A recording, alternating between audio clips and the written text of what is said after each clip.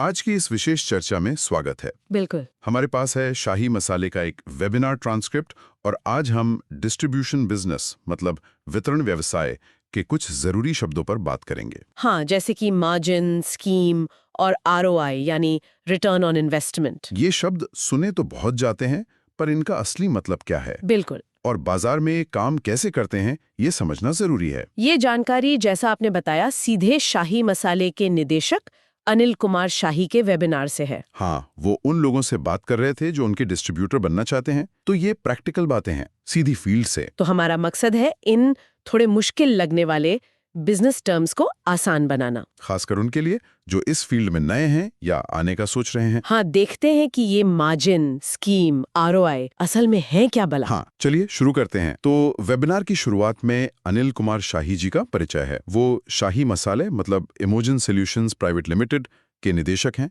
Company Prayagraj में है। और वेबिनार का मकसद साफ था, नए डिस्ट्रीब्यूटर्स जोड़ना जो मसाले ग्राहकों तक पहुंचा सकें।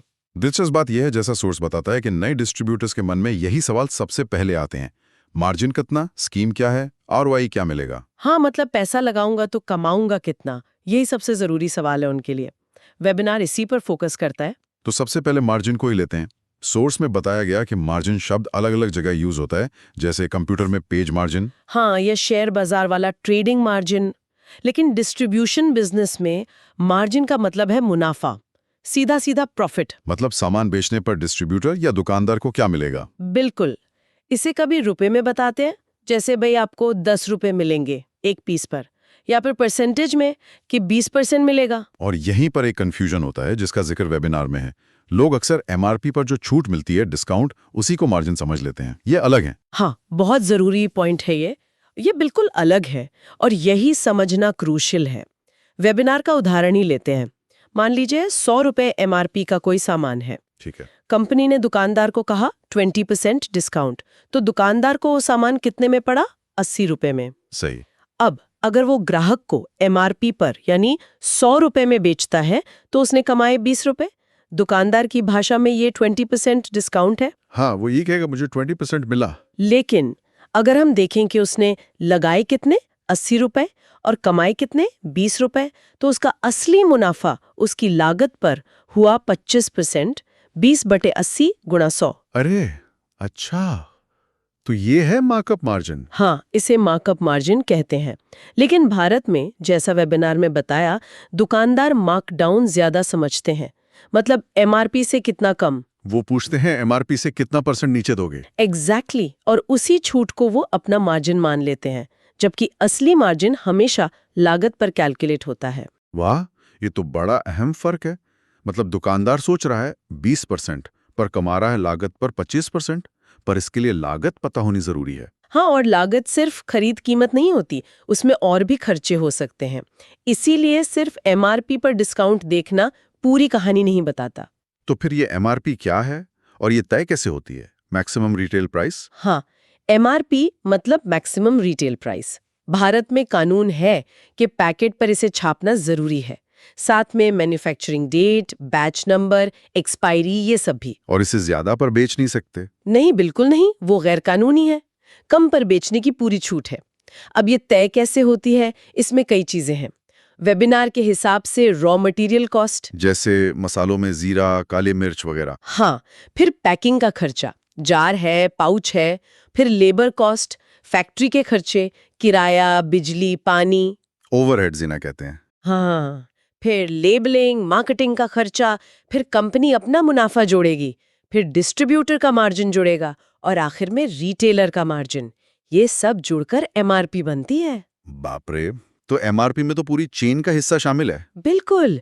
वेबिनार में 50 ग्राम खड़े गरम मसाले का उदाहरण था। मान लीजिए डिस्ट्रीब्यूटर को पड़ा 26 रुपए में, उसने अपना 9 रुपए मार्जिन जोड़ा, हो गया 35। ठीक है। रिटेलर ने 35 रुपए में लिया, अपना 15 रुपए मार्जिन जोड़ा, हो गया 50 रुपए। लेकिन हो सकता है कंपनी एमआरपी रख दे 60 रुपए। 60 रुपए क्यों? ताकि दुकानदार ग्राहक को थोड़ा डिस्काउंट दे सके। 60 एमआरपी बताकर 55 में बेच दिया। ग्राहक भी खुश, दुकानदार भी खुश। ये एक स्ट्रैटेजी है। अच्छा, और सोर्स में लागत कम करने के तरीकों का भी जिक्र था, जैसे मसालों के मिक्सचर में हेरफेर। हाँ, ये बताया गया था कि कभी-कभी कॉस्ट कटिंग के लिए महंगे मसाले जैसे जायफल जावित्री कम करके सस्ते वाले जैसे तेजपत्ता दालचीनी बढ़ा दिए जाते हैं। इससे क्वालिटी पर तो असर पड़ता होगा। जाहिर है, पड़ सकता है, लेकिन कीमत कॉम्पिटिटिव रखने का ये एक तरीका हो सकता है बाजार में।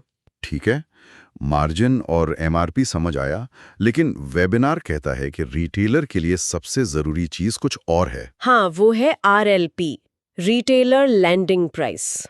मतलब सारे डिस्काउंट स्कीम वगैरह काट कर उसे असल में माल कितने का पड़ रहा है, पर पीस कॉस्ट।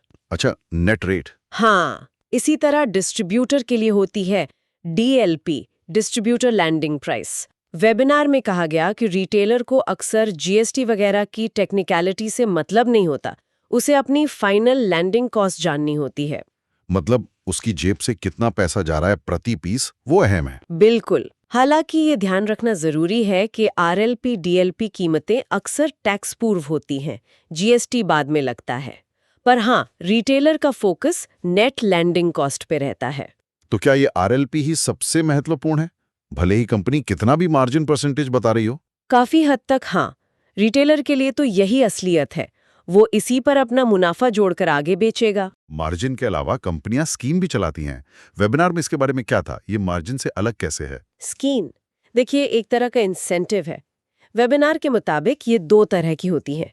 एक तो कंज्यूमर के लिए, जैसे by one get one free. हाँ बिल्कुल, और दूसरी होती है दुकानदार यानी रिटेलर के लिए। Retailer scheme. इसमें क्या होता है कि आप इतनी क्वांटिटी खरीदो तो हम आपको कुछ पीस फ्री देंगे। अच्छा, जैसे 5+1 स्कीम। हाँ, मतलब 5 पीस का पैसा दो और 6 पीस ले जाओ। अगर एक पीस 100 रुपए का है तो आपने दिए 500 रुपए पर मिले 6 पीस, तो एक पीस कितने का पड़ा? लगभग 83.33 का। तो आरएलपी और कम हो गया। एग्जैक्टली। स्कीम से प्रभावी आरएलपी कम हो जाता है। ये सीधे डिस्काउंट देने से थोड़ा अलग तरीका है। शाही मसाले की भी कोई स्कीम थी उस टाइम? हाँ, वेबिनार में जिक्र था कि 5 और 10 रुपए वाले पाउच के जो पत्ते आते हैं उन पर 9+1 स्कीम थी।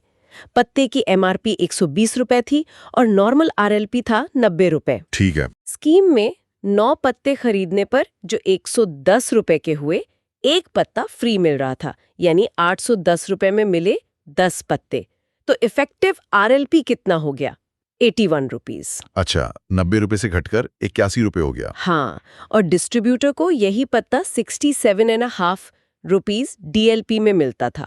वो अपना करीब 20% मार्जिन जोड़कर रिटेलर को 81 रुपीज में दे रहा था स्कीम के तहत। तो स्कीम से रिटेलर को और फायदा। हाँ। लेकिन क्या सारे दुकानदार ये गणित समझते हैं या समझना चाहते हैं? यही बात वेबिनार में कही गई। कई दुकानदार इस कैलकुलेशन में नहीं पड़ते। वो सीधे कहते हैं सब काट पीट के फाइनल रेट बताओ। हाँ, नेट लैंडिंग प्राइस। उन्हें नेट लैंडिंग प्राइस चाहिए, चाहे डिस्काउंट से कम हो या स्कीम से। हालांकि स्कीम से कभी-कभी डिस्ट्रीब्यूटर को इन्वेंट्री और कैश फ्लो मैनेज करना पड़ता है, क्योंकि ज्यादा माल उठाना पड़ सकता है एक बारी में। समझ गया।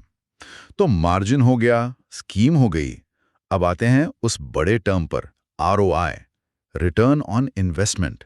लगता है असली खेल तो इसी का है। बिल्कुल। आरओआई सिर्फ मार्जिन परसेंटेज से बहुत आगे की चीज है। आरओआई का मतलब है कि आपने जो पैसा लगाया, जो पूंजी लगाई, इन्वेस्टमेंट, उस पर आपको नेट प्रॉफिट कितना मिल रहा है। अच्छा, मतलब फाइनल कमाई। हाँ, वेबिनार में एचयूएल, हिंदुस्तान यूनिलीवर का उदाहरण दिया गया।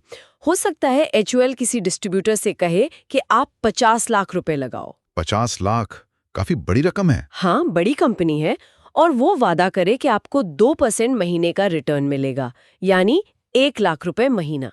अब यहाँ मार्जिन परसेंटेज शायद बहुत ज्यादा ना हो। हाँ, 2% तो सुनने में कम लगता है। लेकिन उनका वॉल्यूम, उनकी कुल बिक्री इतनी ज्यादा होती है कि वो 2% भी महीने का 1 लाख रुपए बन जाता है।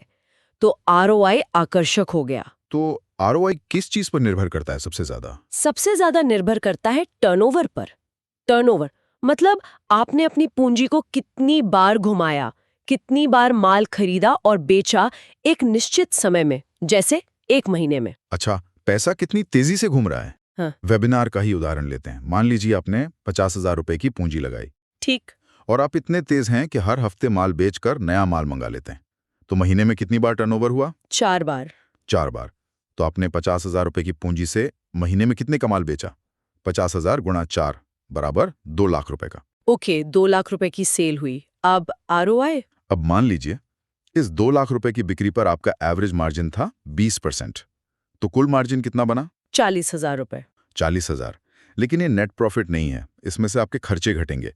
दुकान या गोदाम का किराया, स्टाफ की सैलरी, डिलीवरी का खर्चा, बिजली, फोन। हाँ, वो सब भी तो है। मान लीजिए ये सारे खर्चे महीने के 15,000 रुपए हुए, तो नेट प्रॉफिट कितना बचा? 40,000 माइनस 15,000 बराबर 25,000 रुपए। 25,000 रुपए। अब निकालिए आरओआई। फॉर्मूला है नेट प्रॉफिट लगाई गई पूंजी गुणा 100, मतलब 25,000 50,000 गुणा 100, ये तो 50% हो गया। 50% मासिक आरओआई, हाँ, ये तो कमाल का नंबर है। पर क्या ये हमेशा होता है?